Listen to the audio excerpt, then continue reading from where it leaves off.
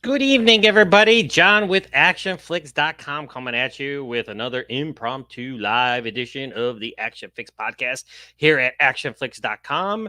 It is Monday evening. I am here in beloved Panama City, Florida. It is roughly around 7:10 Central Time, my time.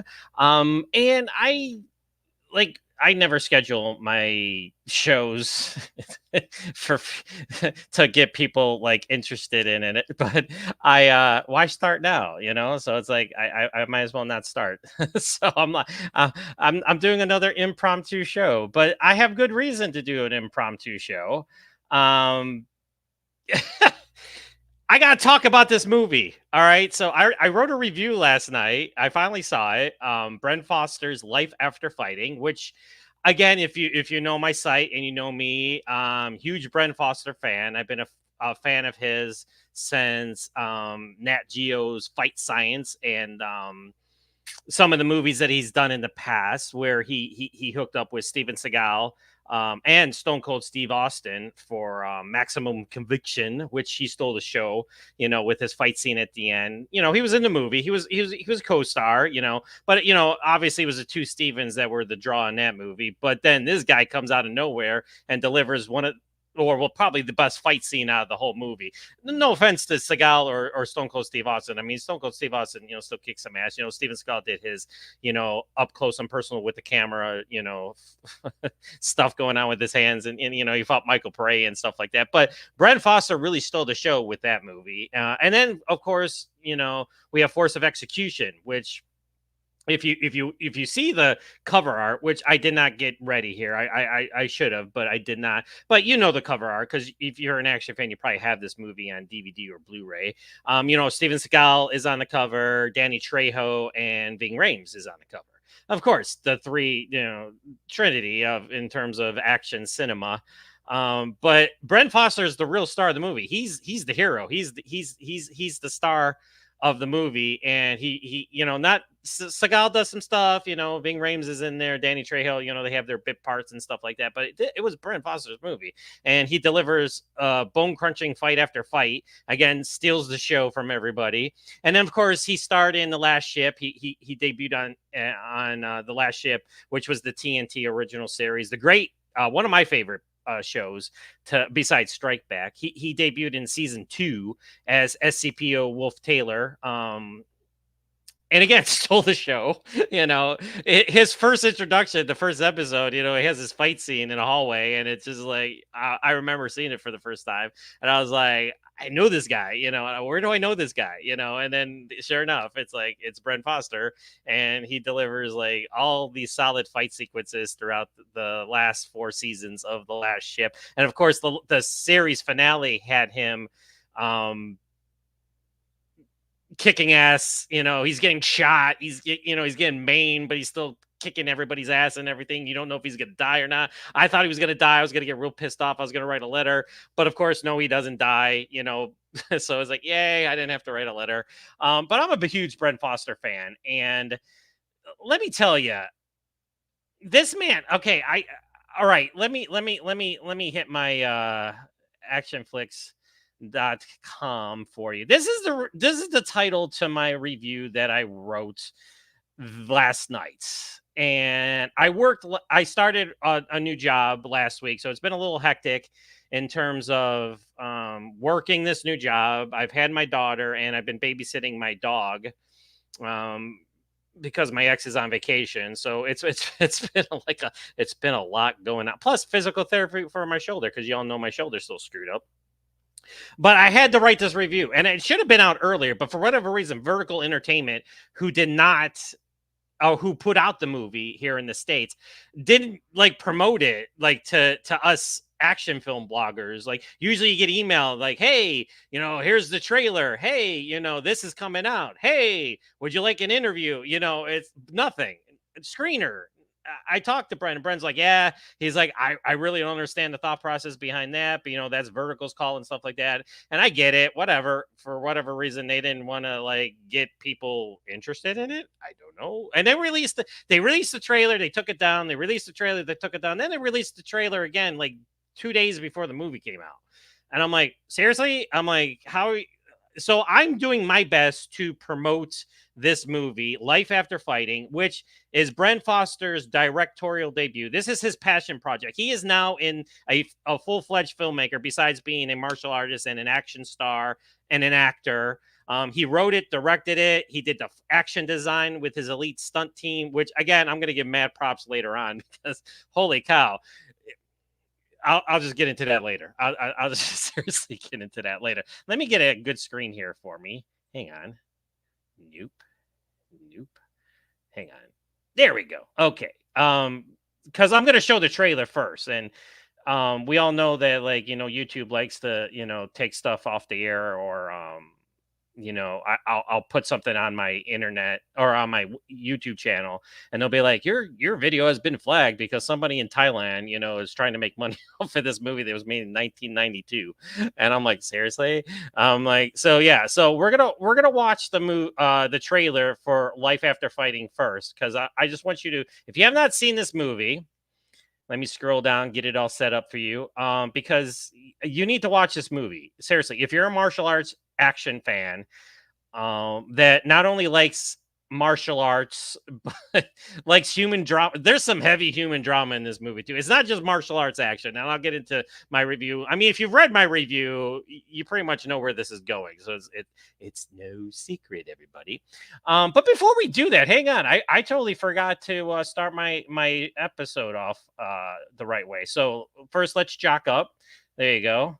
Let's do the manliest handshake felt around the world. There you go. A little dancing. Yes. I always like to do a little boogieing before I do my show.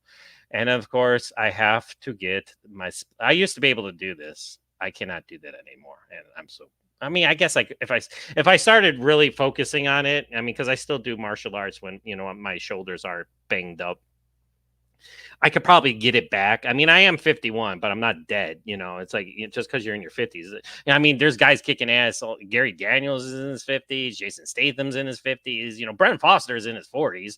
But good Lord, he's moving freaking phenomenal, like better than he was when he was in his 20s, for God's sakes. All right, but before I get ahead of myself, let's watch the trailer. So if you've not seen the trailer for this movie, watch it now on my show. Feel free to comment if there's anybody out there. I do have one comment out there that I'll share. My buddy Shane Logan's the action nerd. Best live stream ever. Thank you. Again, I'm doing this solo because I have seen the movie and I wanted to do a video review of it because I just need to talk about it. And I feel that like writing a review on my website was not enough.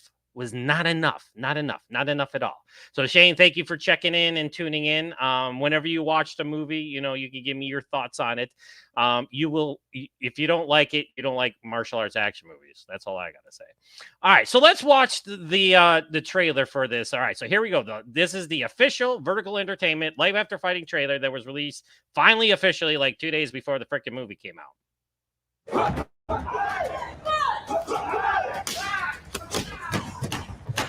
I love his hex sounds. I talked to him about that. I'm like, where'd you come up with the hex? I haven't fought in years. I've had surgery after surgery. Beating me now won't mean a thing. It looks good to me. But if I beat you, can you live with that? I'm Samantha. And this is Terry. I lost my last fight, losing my title. The doctors told me it was about time I retired. I let it all go, and the school became my primary focus. You look like you love teaching. Have you seen Violet or Lainey? I thought they were with you.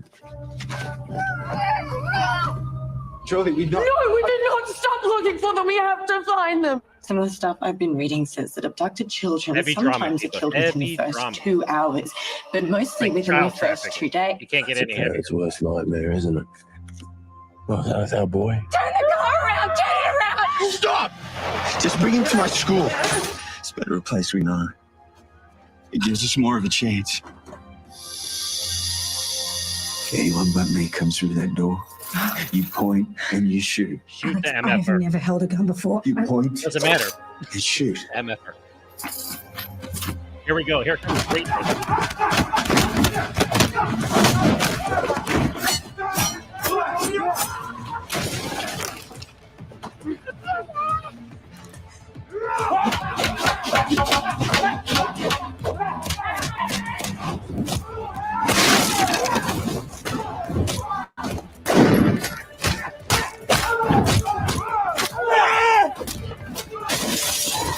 you sold yet? Because I was. Excuse me, sir. When can we go home? Right? Can we go home? Like, like, okay, I'll get into like the bad guys here too in a second. So let's get this review going, okay? So Bren Foster plays Alex Faulkner, who is a retired professional fighter. Did a lot of mixed martial arts, kickboxing, Muay Thai, stuff like that. But for age is the worst opponent ever. Creeps up. He's had surgeries. He's had issues with his body and everything. And for whatever reason, his last fight, he even, if you watch the movie, he gives his reasons, but like he says he quit. And he didn't lose, he quit. He gave up. He didn't keep on fighting, which is pretty, strong. But yeah, so he now runs a karate dojo. So he spends his days in peace and quiet. He's like me. He's single. He had his significant other, but she left because she couldn't take it. Like everything that was happening. Was too heavy for her. And at first I thought she died or something, but no, she just took off. So we see a picture of her. It's like, but it's like, oh, so I guess it wasn't for better or worse. Bye. But so yeah, so she took off, and he's just living out his days doing, but he's big in the community. He runs a school, he's teaching kids, he's teaching adults. He's respected. Even though he lost his last fight, and he's getting older and everything. He's still well regarded in his community. So that's the main, that's how the movie starts off. And then we are introduced to the characters of the movie. So we got Samantha played by Cassie Howarth. I hope I pronounced that correct. She is a woman Samantha is a woman who has a little boy named Terry, cute little boy. And she wants to enroll him in some karate lessons. And so she comes walking in, and, sure enough, Bren's there with his cousin who helps run the karate school. Excuse me, I'm just losing my train of thought. it's okay though. Yeah, so his cousin Julie, played by Annabelle Stevenson, is she runs the desk. She runs the front desk, helps out with everything. And she has a little girl as well, who takes lessons and stuff. So Samantha comes walking in one day, and she's got Terry with him, and she's like, I want to, the little boy wants to learn martial arts. So Alex is like, sure, he's like, absolutely. But we have Luke Ford. That's the actor's name. Now I'm sure this guy is a wonderful human being in real life. But Luke Ford plays Victor. And the only way to best describe Victor is a complete vile scumbag that is lower than bug excrement. There you go. I can't get any more, extreme. It's like he's probably like lower, like whatever is on the bottom of your shoe, when you step in the mud. That's Victor.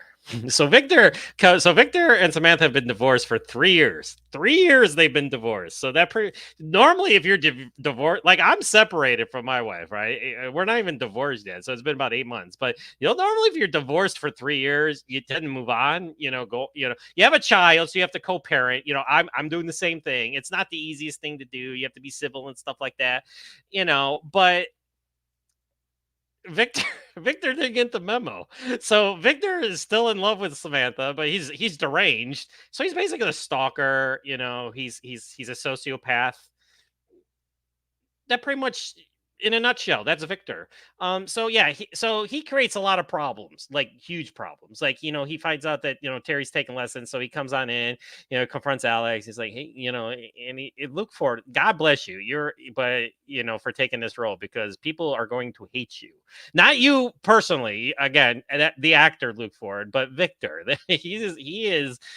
He's like, you just want to get him his comeuppance, when all is said and done. So Victor's not a happy man and then of course Samantha is attracted to Alex, and there's a little bit of attraction here. But first, Alex is like, I don't date students, or parents of students. He's got a code, but then, she feels embarrassed. She's like, oh, and now it's awkward and everything. So she goes out in the parking lot, but he comes running up. He's like, you know what? Screw it. He's like, I need to be happy. So he likes Samantha. So he asks her out. So they go out, of course they start dating, and Victor's none too happy about that. So like, really, seriously, none too, because again, Victor didn't get the memo. They've been divorced for 3 months. Or 3 years, I'm sorry, 3 years, and he's still pining over her, thinking that there's still that little glimpse of, that no, there's not. Like, she's moved on, dude. It's like, and Victor figures into the plot heavily, there's going to be spoilers. Okay, so let me just say, spoiler alert. If you have not seen the movie, then don't watch this video. So turn it off. I mean, or if you don't care and you still just, you don't care about being spoiled, because it's not like it's a big twist or anything. You kind of see it coming a mile away, which is fine. Again, no offense to Bren Foster, who wrote the movie too. But yeah, Victor it pretty much turns out to be the head bad guy, the head, antagonist of the movie. And we'll get into that in a second. So Victor at first is mad at Alex. So he sends like bullies, like adult bullies. That's how I described them in my review, to like come to the school and pick fights with them in front of his students. And of course, Alex is like, I don't want to fight you. I got to do this anymore. It's like, I'm just teaching. Leave me alone. Get out of my school. Like any normal person would do. But of course, they, refuse to accept what he's saying, and they attack him, and he's got to defend himself. And then all of his students are standing around and go, if I was a student of Alex Faulkner's and I was standing there in his class watching him do what he does to these guys, I would have been like, F yeah. I would be like, you go, yeah, because it's not his fault. Like, he's like, I don't, go away, get out of my, but they're the ones that attack it. So it's self-defense. But he like manhandles these guys, and it's just, and it's just like, at first Victor brings like what turns out to be his head henchman, which he destroys outside the school. And then we get a couple other guys, and the one guy, I did not get his name. I am so sorry. But the other guy, let me get here. Hang on 2 seconds. Let me get his name.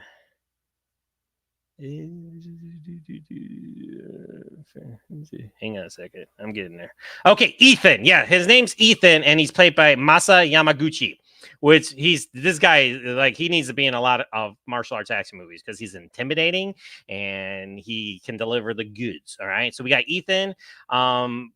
So he destroys the first guy, and then when he and Ethan square off, the fight doesn't happen, because then, Julie shows up and says, I called the cops, get out of here, and everything. But then Julie looks like at Alex, like she's like disappointed in him. I'm like, why? He told him to go away. And then the guy turned around and started kicking at him. It's like, what do you do? It's like, you got to defend yourself. But if I was a student in Alex Faulkner's class, I would have been like, I am in the right martial arts school, because this guy is, like I said in my review, savagely legit, because Bren Foster is savagely legit. I would have been like, I am in the right place, learning from the right man, because this guy can take care of his business. So we'll just go from that. So Victor's like, that's the first 2/3 of the movie. Victor is just an asshole. Excuse my French. He's an asshole. He's just a douchebag. I mean, there's no other way to describe it. Like, here's Ethan, by the way. He's all masked up here. I couldn't get I didn't get a picture of him, but I mean, the mask does eventually come off, which I thought it was badass that he was wearing it through the fight, because it was kind of like an intimidating factor. Like, it's like, ooh, yeah. But here they are. Oh no, wait, here they are. That's Ethan right there. Yamaguchi right there. They're squaring off. That fight does not happen though, because it gets interrupted, but it's coming, foreshadowing. So there you go. So then the real plot kicks in. So first we got the plot of Alex and Samantha finding true love, and Victor not having any of it, because again, Victor did not get the memo. He's like, I'm still married to you. She's like, we're divorced. We are DIVORCED. We're divorced. It's not happening. I'm not coming back to you. I've moved on. We're just talking to each other because of Terry. We have to co-parent, but you're a psycho. It's like, but Victor is like, hey. But it turns out Victor is the head of a child slavery ring. Like you could, like, what's worse, because like even these guys in prison get killed and beaten up by other inmates that are just as bad, but nothing worse than a pedophile or a person that sells children into slavery. So Victor is the head of this. There's the spoiler alert. So not only is Victor an asshole who's psychotic and stalkerish and is a sociopath, he runs a child slavery ring. So here's what happens. He kidnaps Julie's daughter, who's played actually by Bren Foster's daughter, by the way, and another girl, another student of his. So two little girls. They go to get ice cream one day, and as they're coming back to the school, they get jacked and thrown into the van by Victor's goons. And so this is where it really starts to get going. And of course, there's a lot of heavy drama in this movie because of course Julie's affected by it. There's a scene where she tries it's not, they say it's a suicide attempt, but she's just trying to dull the pain because it's been weeks, and we all know that like the more time goes by, children aren't found, as more time goes by. So like the first 48 hours is crucial and stuff like that, but it's been weeks and she's beside herself.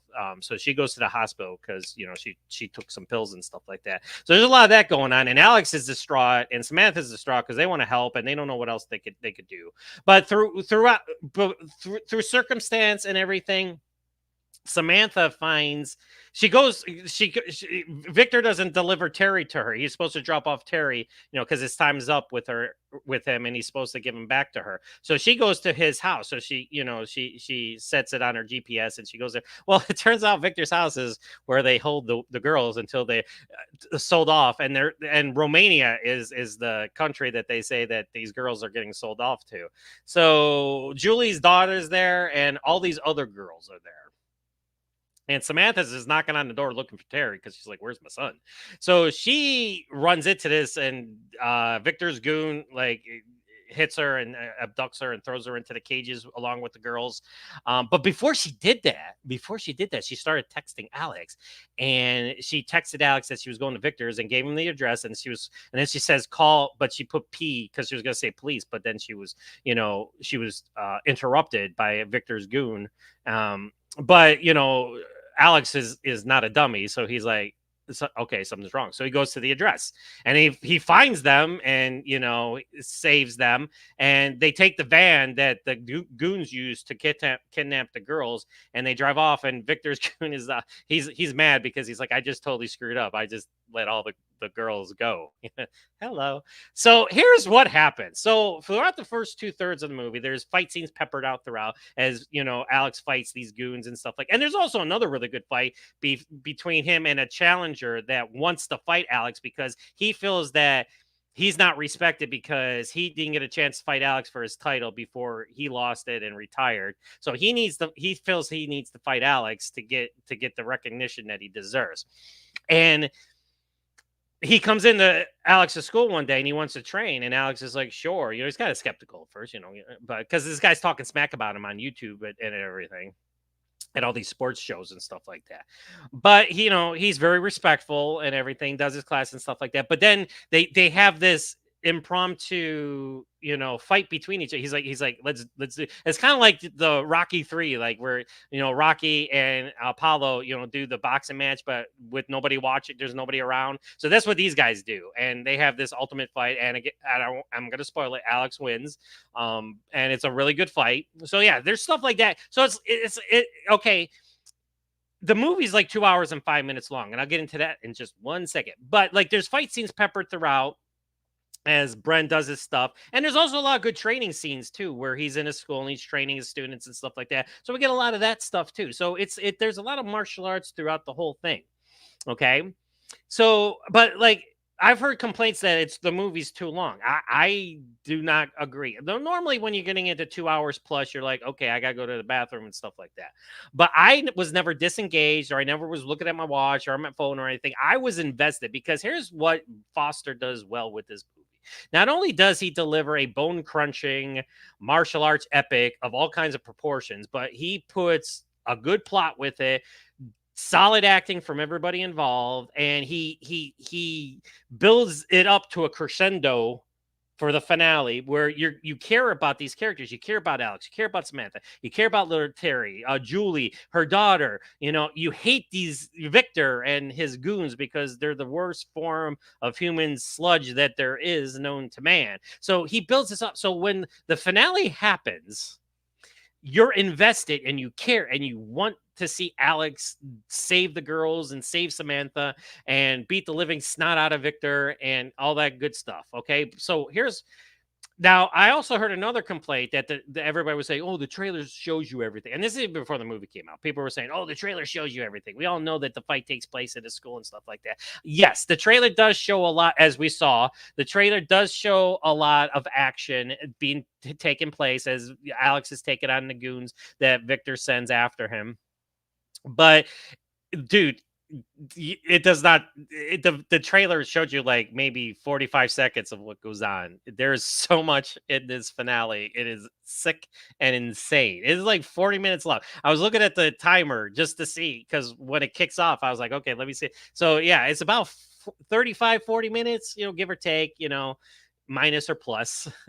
But so basically, after Alex rescues Samantha and the girls, Victor is none too pleased, and he calls them. Samantha answers, and he says, look, if you want to see Terry again, give me the other girls, because they don't mean it. You can keep Julie's daughter, but give me the other girls because they don't mean anything to you. People in the right mind be like, no, we're not going to. And of course, Alex and Samantha are like, no, we're not going to. But so of course, Victor's not pleased. So here's what Victor does to his own son. He cuts off his pinky. Yep. When he's talking to Samantha on the phone. Dad of the year.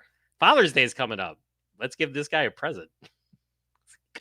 Cuts his kid's pinky off. And this poor kid, and Terry, the actor, little boy who plays Terry, does a phenomenal job. I mean, of course, he doesn't really cut his pinky off, but it's like, the kid did some really good acting. But the mother effer cut his son's pinky off. And he's like, if you don't get me the girls back, you're gonna get Terry back in peace. I'm like, this is his dad, for God's sakes. And there's one point where he whispers in Terry's ear, he says, your mother did this to you. It's your mom's fault. No, it's your fault, douchebag, because you're the one that's a sociopath and a child slavery ringleader, and you're just an all-around a-hole. So, yeah, there you go. So Alex is like, okay, look, here's what's going to go down. I am going to meet you at my karate school. Okay. And we're going to, and of course, Victor's like, if I see any cops, so basically the stage is set for this to happen at Alex's karate dojo, and it becomes a battleground. Oh boy, does it become a battleground. Okay, let me just show you some visuals here. This is the one I chose for my picture for my review. Yeah, that's just one kick. Then here's another tasty one. Yep, there's yay. He's doing a really good job. All right, so okay. I have been watching martial arts action films in general, since I was like 8, 9, give or take. So it's been 40-ish plus years that I've been watching action movies. So I think I know a thing or two. Now, of course, I didn't study film at a college or anything like that, but you don't have to go to college to study film to know film and movies and stuff and how they're shot and this and that. So I've done research and stuff like that. I've watched countless movies, not just action movies, all kinds of movies. So when I tell you without a shadow of a doubt that the finale in this movie rivals listen, we all know that like every time somebody makes a martial arts action movie, they say they compare it to The Raid. Okay, because of course The Raid is an iconic classic martial arts movie with Eco US, and of course The Raid 2, is even meatier and more insane. And of course John Wick is the standard now, because John Wick revitalized action cinema, especially big budget action cinema that comes to the theaters and makes lots of money, because a lot of times it's mostly independent action, that we're talking about and stuff like that. So we all talk about John Wick, we all talk about The Raid, and all these movies. We all talk about Donnie Yen, and Tony Jaa, and all these guys. And again, mad props to all of them. I'm big fans of all of them. But when you watch the finale of Life After Fighting, done by Bren Foster, because Bren Foster not only wrote, directed, and stars in the movie, he of course does the action design with his elite stunt team. Wow. That's all I gotta say. Wow. It rivals anything you see in The Raid, John Wick. It's 40 minutes of relentless, punishing devastation with Bren Foster turning into a one-man army of just pure, unadulterated savagery. That's all I gotta say. He does everything. He does all of his signature moves. He does the flying knees, the jackknives, the kick where and this is like the greatest shot ever. They even showed in slow motion where he kicks the guy 4 times with his feet before he lands. He jumps in the air and he's like da, da, da, da, da, and then finally lands. And I talked about that with Bren, because he was supposed to do that in Force of Execution, and for whatever reason they cut it, and it only turned into 2 kicks, but he actually did this kick on another guy in that movie, and it got edited. Why? Who the hell knows? But of course, Bren, this is his movie. He's like, you know what, bitches, I'm gonna show you this kick the way it's supposed to be done. And boy, is it something! It's like it's like, how the hell do you do this? But that's besides the point. But like, it's punishing. And another thing I'm gonna say is, here's this is another image that they've been using heavily with because Bren does fight an attacker with the bow staff, and I'm gonna say something about this scene too in a second, which I'm gonna ask Bren about this because I'm gonna talk to him again. I'll get to that at the end. And yeah, so wow, I there's like, it's like the perfect blend of extreme flashy martial arts action, hand to hand. You got the hands, you got the elbows, you got the joint locks, you got the submission, and MMA. And there's locks and submissions and joint manipulations, and Bren Foster like beautifully, wonderfully mixes it all. Well done, Bren. It's like a mixture of everything. And it's like, and again, I was sweating and exhausted when this finale was over. I was like, it just he's like the Energizer, but the Energizer keeps going and going, because there's a stairway fight, there's night, and there's a night. How I like, because I've trained in, knife fighting, Kali and Eskrima and knife techniques and stuff like that. We get the knife fight on the stairway, and which is a highlight. And let's just say, I hope Alex Faulkner has good insurance on his Kaleidoscope, because this place gets pummeled. It gets destroyed. Guys go through windows and mirrors and boards and furniture, and it's I cannot say enough good things about this finale. I cannot. It's insane. I was just like watching this, and I was watching it with my little girl. Okay, now I was like, I hit her eyes, because it. And I will say that what was cool about it was Foster basically takes this heavy human drama and flips it up and tosses it on its head and turns it into this savage, bloody martial arts epic. I mean, I covered her eyes. I was like, look away, look, because I watched it first before. And so, but I'm okay, because she's seen the Fast and Furious movies and stuff like that. She's seen guys beat each other up on screen, and she knows it's fake, but she was enjoying the hell out of it. And I'm going to talk to Brett about that. And she was just like loving it. She's like, Daddy, can you do that? I'm like, well, Daddy does do that, but does Daddy do the 4 kicks in the air before he lands? No. Does Daddy do the jackknife? No.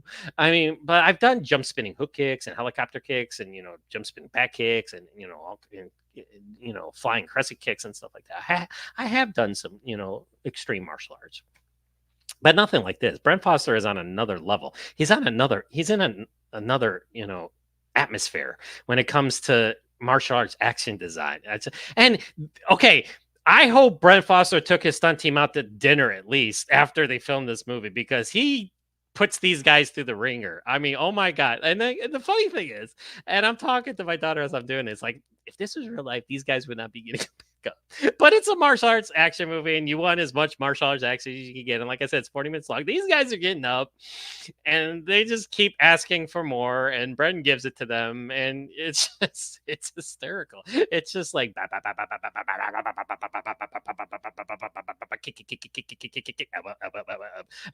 it's just like it's all over the place. And I'm just like, oh my god! And there's even one point where Alex just goes complete barbaric on these guys again. And the thing is, and this is another part, and I wrote this in my review, I loved it because this was a last resort. In a normal situation, Alex Faulkner would, go to the police or let the police handle it. And he does have a cop friend in the movie, and who shows up late. Of course, he shows up at the very end. Doesn't really factor into anything, but he made the attempt. But this is what happens when the evil gives you no choice, and it's a last resort, and he is put into this situation, this unthinkable, unforgiving situation where he has to do this. And I said the same thing. If somebody was doing this to my family, like if somebody attacked my family and somebody, was harming my girls, even my ex, I would do the exact same thing. They wouldn't find their bodies. I'm sorry. I'd be like, who are you talking about? Who's that? Who? I don't know them. Because you won't find their bodies, because it's just the way it is. It's just insane. Oh, and there's this one scene where, again, spoiler, this guy's on the ground, and Alex is just ground and pound, baby, ground and pound. He's just beating, and they show the guy, and his ski mask is still on, but it looks like his head's been turned into mush. Like literally, it's like his head goes like. I was like, that guy's not getting back up. So I got a comment here. Oh, Severio, my good friend Severio, who I know from Twitter or X, he says, you have my attention with this. Glad to see you're out of pain. Seemingly, I'm in pain still, but I've just learned to adapt to it. But yes, I'm glad I watched this movie, Severio. If you have not seen this movie, it is worth it. Buy it on digital. Buy it when it comes out on physical media. Buy the poster. Hang it up on your wall, because I'm going to. Yes, I have your time. That's what I want to do. That's what I want to do with my review and this video review, is just get this movie out there, because again, everybody knows John Wick, everybody knows The Raid, everybody knows Bloodsport and Best of the Best. I mean, God bless those movies, but this is without a doubt. Okay, and I'm just gonna pop this up here. Hang on, I'm gonna get it ready. So hang on 2 seconds. 2 seconds. Hang on. Right there. There we go. Yeah. Boom, baby. Let's see there. Yep. Verdict, 5 out of 5 stars. That's right, bitches. I gave Life After Fighting 5 out of 5 stars. And I said it's a leading contender for best action film of 2024. In regards to because you all know at the end of the year, I come out with a best of, and I always say what my best of action movie was. Like One Shot with Scott Adkins went out one year and stuff like that. Yeah. It's like, sometimes people don't want to give 5 out of 5s because they're like, no movie's perfect. I'm not saying this movie's perfect. I'm just saying my enjoyment factor. Like, I gave Bad Boys Ride or Die, which I saw this weekend. Again, check that review out. I'm not talking about Bad Boys, though, with this one. But check out my review. I gave that a 4 out of 5 stars because it's freaking phenomenal. Like, Smith and Lawrence are awesome in it. And Jacob Scipio, again, leading contender for future action star, is solid in it. Reggie. We all know Reggie, right? Martin Lawrence's son-in-law in the movie. He has this sequence in Bad Boys Ride or Die where, because we all know he's a Marine, but normally Reggie's just on the couch playing video games, and it's just the pun of Martin Lawrence. Marcus Burnett is his character's name. It's just he gets assaulted by Marcus Burnett and there's some funny lines between them too. Like the scene you seen in the trailer where he's like you need to do something. He's like, I'm a U.S. Marine, so that you need to deploy. But Reggie breaks into action and delivers one of the best action sequences I've seen in a long time. Okay, going back to Life After Fighting. Yeah, there you go. So there's 5 out of of 5. I said Life After Fighting is a hyperkinetic merging of heartfelt drama and unforgiving, bone-jarring martial arts action design that ushers in Bren Foster as an elite action cinema star. And I used elite because that's what he calls his stunt team. That's a little homage, if you will. A little homage. Let me get back to where I want to go. There we go. All right, because the trailer's over now, so I can show everything. Now let me just show you some pictures. So here again, here's the picture of him kicking one of his poor stunt guys in into a cabinet, and then there's Ethan, sizing him up and everything. There's Samantha, he gives her the gun. He says, if anybody comes through, point and shoot. She's like, I don't know how to use a gun. He's like, point and shoot. Just point and shoot. Shoot them at her. There's Alex, in a scene, in one of the heavy drama scenes. And of course there's him squaring off with Ethan, at the beginning. And then okay, let's get into this scene now. This reminds me right here. So Bren, because Bren is an expert with the bow staff. We all seen Bren, use the bow staff. I was an expert with the bow staff. I just haven't used it in years because, I haven't been training with it. But I'm sure if I start training again, I could pick it up like that, which I want to, and once my shoulder's better.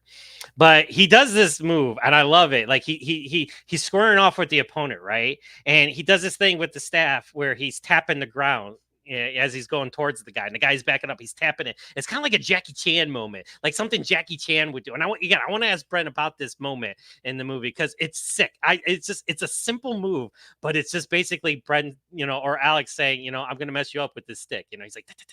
He's like tapping the ground with it, and it's just like, can you tell how excited I am for this movie? It's insane. I'm sorry. I'm just super excited for this movie because I followed this movie since its inception. I've been promoting it, and then of course I've talked. If y'all checked out my exclusive interview with Bren, we did over 2 hours long. We talked about all of his movies, his fighting, his martial arts career, his film career, and then of course I was one of the first ones, or the first one, to talk about Life After Fighting, and then it got distributed by Vertical Entertainment, and he showed the posters on my show. Yeah, so that's up there too. And I'm going to play a little snippet of that as he talks about it in just a few minutes here.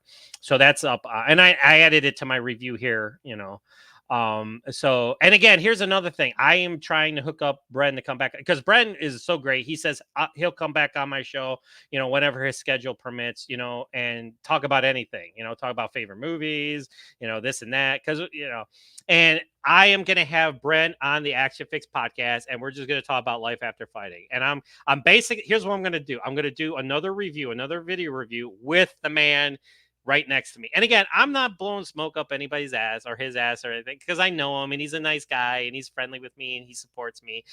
If the movie wasn't good, I'd be like, but dude, this movie rocks. It's like I said, I gave it a 5 out of 5. I gave it a perfect score because my enjoyment factor was through the roof watching this movie. And again, one of the best action martial arts movies you'll see. And it's like I said on social media, it's been a long time since I've seen such devastating martial arts action design in a movie. Then it's just like what's happening right now? I don't know. But yeah, it's like the stuff with the staff. It's just I'm at a loss for words, kind of like right now, because I'm just like I don't know what to say. But here, let me have the man tell you. This is from our exclusive interview. Right there, and I got YouTube is not going to have a problem with this because this is my video. I shot it with Bren, so it's like it's not going to get taken off. So here he is talking about Life After Fight. Just a little couple minutes for you.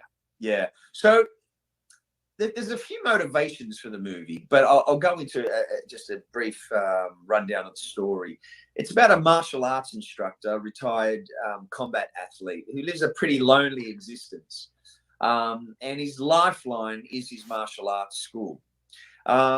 Then someone ventures into the martial arts school and also ventures into his life. I think we're in the same. Then from there, the movie takes a very dark turn when tragedy hits. When a couple of the children they're abducted, and then his world starts to slowly spiral out of control, and the people around him are just so affected with what's happened.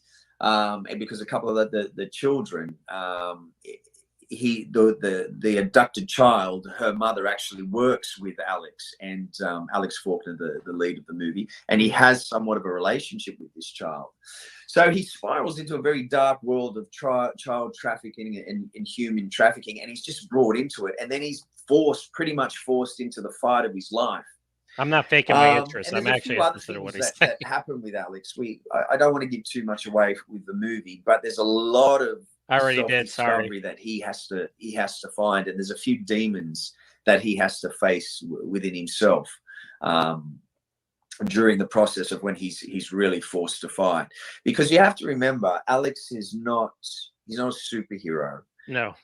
He's not sure moves like he's one. not a special forces soldier. He sure moves he's like not one. someone who has killed before. But when we look at ourselves as human beings, if we thrust into a circumstance where we're forced to kill or we're forced to fight to the end, could we really do it? How deep can we dig to become that human being that in order to save innocent people, you have to become a killer. You have to become someone who is willing to take a life to keep those around you who are weaker and who can't defend themselves, to keep them safe. So he's got some confronting things that he faces during this movie. But I think it's also a very honest look at what real martial arts schools are like. And taking an honest approach and really seeing inside that world for just a moment, and also looking at combat athletes. A lot of the times, writers, they write combat athletes and soldiers and sometimes police officers, people in that vein, they write them as robots, like they're just very stoic and very it's almost like they write them as inhuman. But whether you're a combat athlete, whether you're a soldier, whether you're a police officer, you're still human. You laugh, you cry, you feel happy, you feel sad, you feel elated. You go through every single emotion that an accountant or a school teacher would go through too, because you're human just like them. But for some writers, they tend to just have this stereotypical version of these people. And in a lot of the scripts that I've read over the last 10, 15 years, it's a little disappointing. And that was one of the catalysts that drove me to start writing my own stuff. All right, so there you go. So I'm not going to show you the whole thing, obviously. So for more of it, watch it. It's on my YouTube channel as well as the Action-Flix.com website. Over 2 hours long. Like I said, he gave me such great stuff. And the funny thing, if you guys remember the history, I interviewed him a couple years ago, but it was like a phone interview, with stupid recorder, because I hate my older interviews because it's all done with this recorder and it sounds like shit. But I interviewed him and then the freaking thing broke. I was like, I lost my interview, and I told Bren, he's like, oh, we'll do another one. But then I fixed it, or a friend of mine helped me fix it. I got it back. I was like, Brad, I got it back. He's like, yes. And then it broke again. I was like, Brad, it broke again. He's like, so it's ongoing. So basically we just did a redo. He was like, I will do whatever you want. I will talk about everything again, and we'll just do a redo. And that's what we did. And that's how wonderful he is. And again, he's going to come back on the show, and I'm going to review the movie, and I'm going to talk about how great it is to his face, because I want to tell him to his face how much I enjoyed this movie.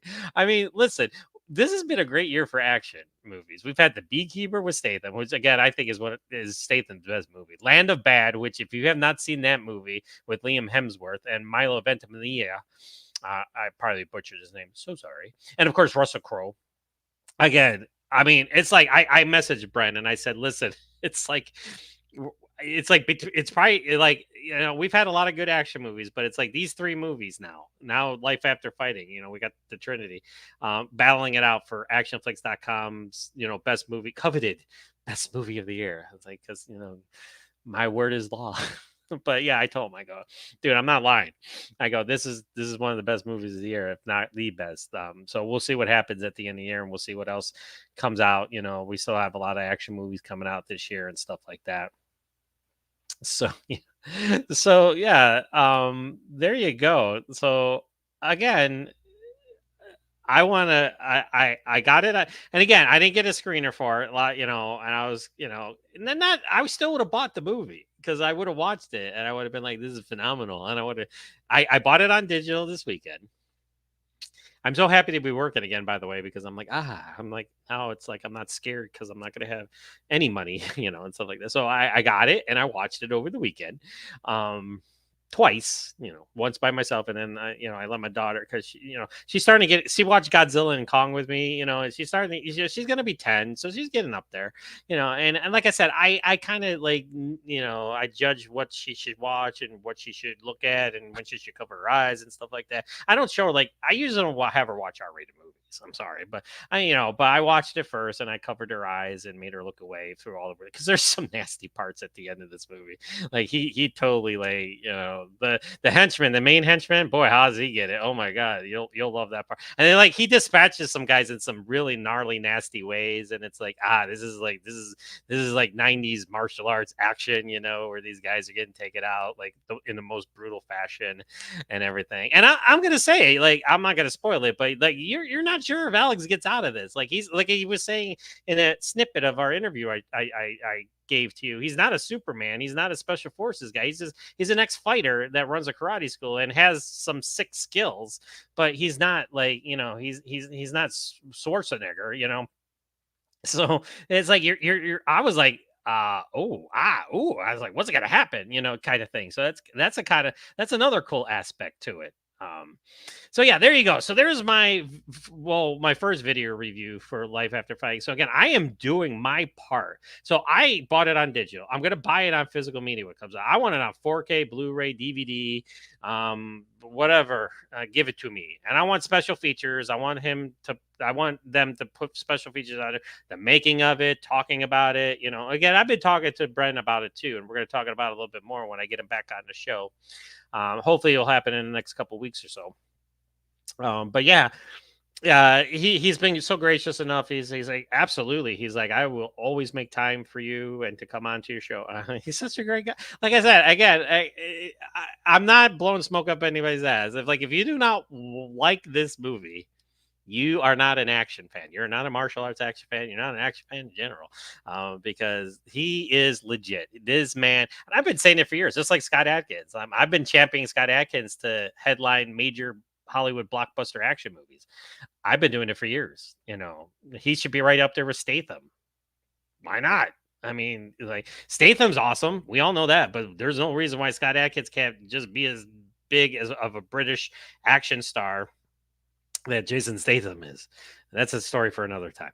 But yeah, Bren Foster, this is his coming out party as a true, like, he was an action star in my mind to begin with, like with Maximum Conviction and Force of Execution and The Last Ship. And he's done a couple other movies and stuff like that where, he was in Deep Blue Sea 3. I talked to him about that in our interview. Like, I'm like, and I talked about the fight scene. He's like, I pushed for that fight scene. I'm like, I knew it. I knew that fight scene wasn't in there at first. And you were like, listen, I got to kick somebody's ass. But yeah, he's done a bunch of other movies and stuff like that. But like, those are like the three things that he's best known for right now for his action prowess, is those two movies with Steven Seagal and of course The Last Ship. But now we have Life After Fighting, and we're gonna get so much more in the future from him, because now he's doing his own thing. He's got his production company.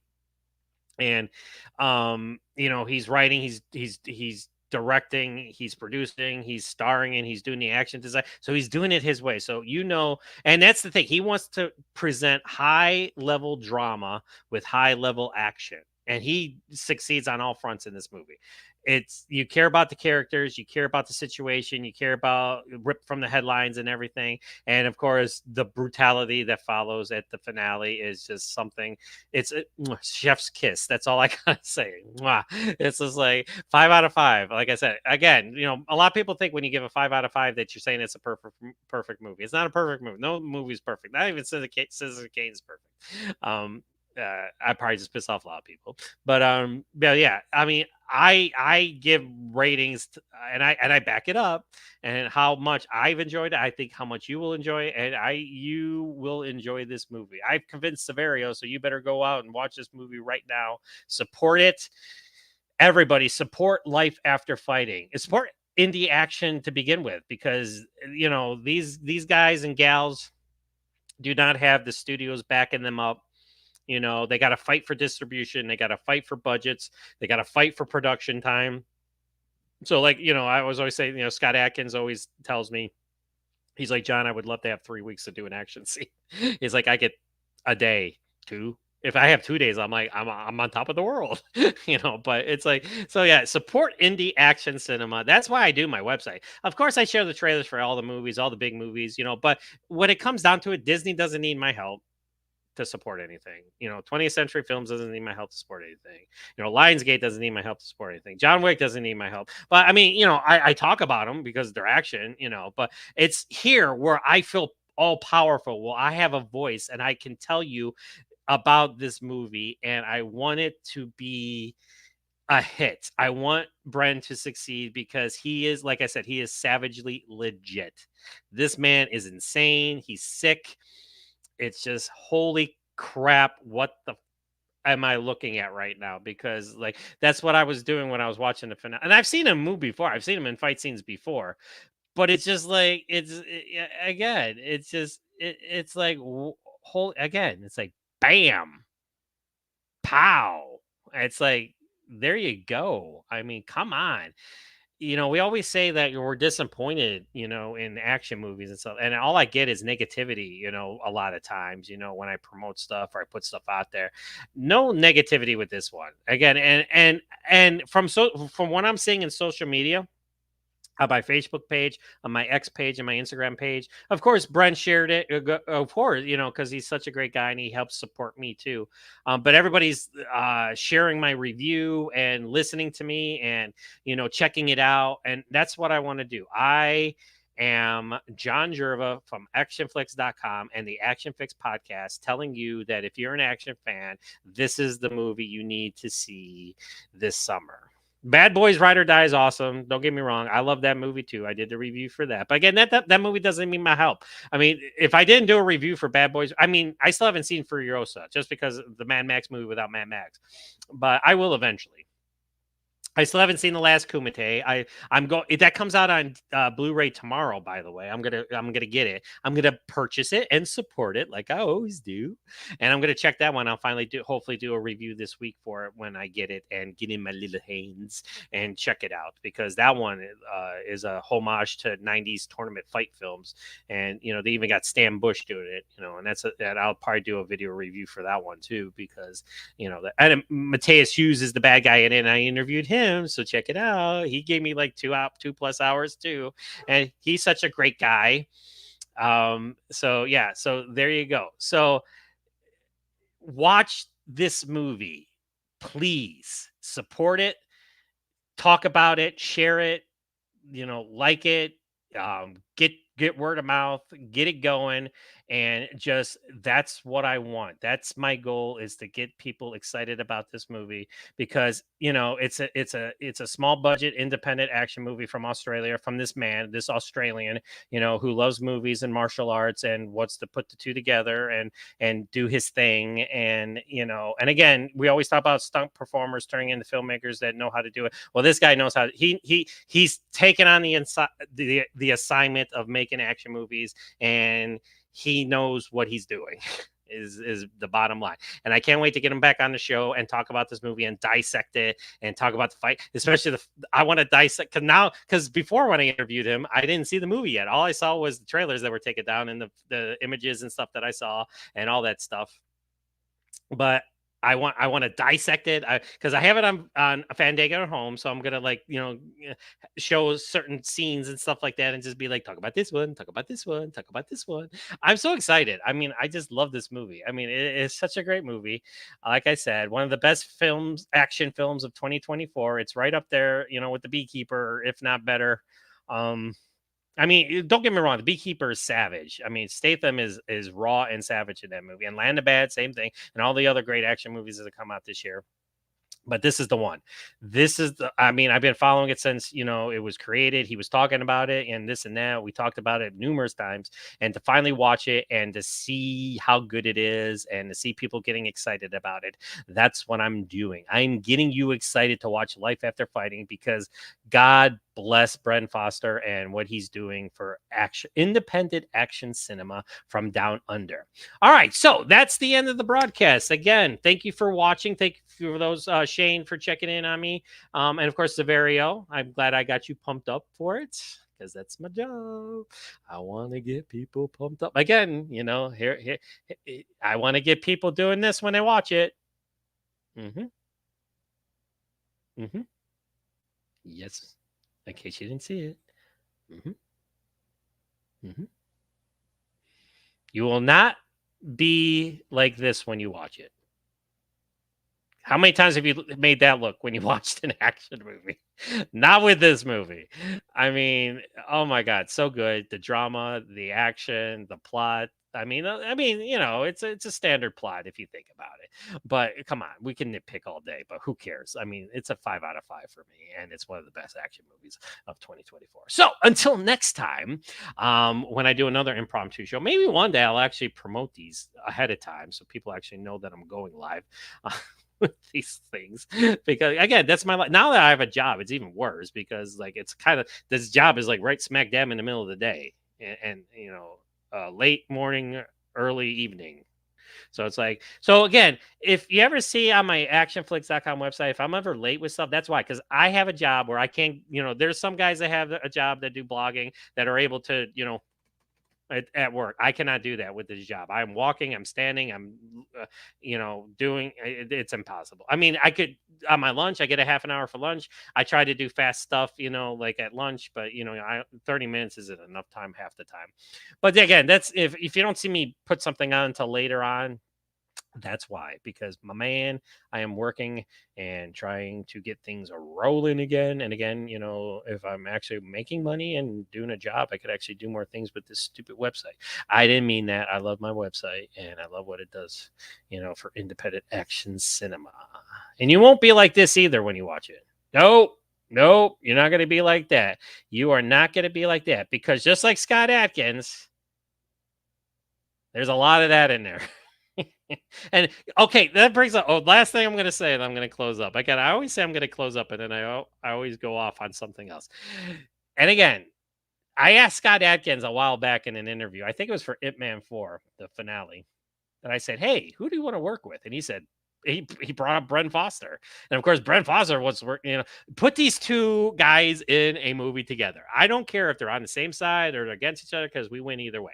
Either they're going to be on the same side and they're side by side, back to back, beating the ever loving piss out of bad guys. Or if they're against each other, then we'll get one hellacious fight at the end. These guys have to do a movie together. Please. I mean, he's working with Marco Zaror again in Diablo. Wonderful. Those two together, it's action gold. Don't get me wrong. But Bren Foster needs to do a movie with Scott Adkins. Hollywood. Anybody. Are you listening? Put these two men in a movie. British and Australian. Merge it. Boom. There you go. Action gold. All right. With that, I'm going to say good evening, everybody. Check out Life After Fighting with Bren Foster. I hope I did my part in this 1 hour or now 1+ hour because I keep talking telecast to get you excited for it. But yeah, so rock on, Bren, man. I can't wait to talk to you about the movie. I can't wait to get you on the show and dissect this stuff and really get into the meat of it because now I've seen it twice. I'll probably watch it like 3 or 4 more times before I talk to him. So I really get to, get into the meaty, juicy stuff. All right. So until then, treat others as you would want to be treated. Golden rule, be nice until it's time not to be nice. And I'll hook up with my man Shane again for another telecast. Like I said, I'm flying solo because I just did this, I worked today and I just wanted to do something with the website today, and because it's Monday, not a lot happened today, and I just wanted to, put something out there. And why not promote the hell out of this movie because it needs to be seen by action fans around the world. And there's a lot of hype for this movie on social media, so let's keep it pumping, let's get it going, and let's just spread the word about Life After Fighting and Bren Foster because this man needs to be a legit huge action star because he deserves it. He puts the work in, he blood, sweat, and tears, all of that. All right, till next time, everybody. Remember, actionflix.com, your ultimate destination for your action fix. Good night, everybody.